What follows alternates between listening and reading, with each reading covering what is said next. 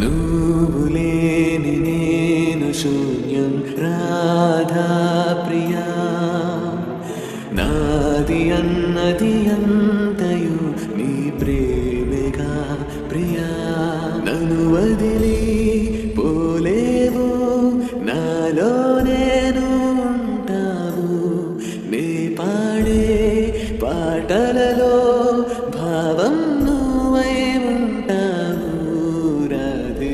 ఎందుకింత విరహము మనకి కాలం ఇచ్చెను ఏల దూరము నిలిచెను నీడే తనుని వదిలేసి సంద్రముని విడిచేసి అలలు ఏతటికి చేరేది కృష్ణుడు లేని రాధికిగా మిగిలిన జీవనమేది ఓ కృష్ణ.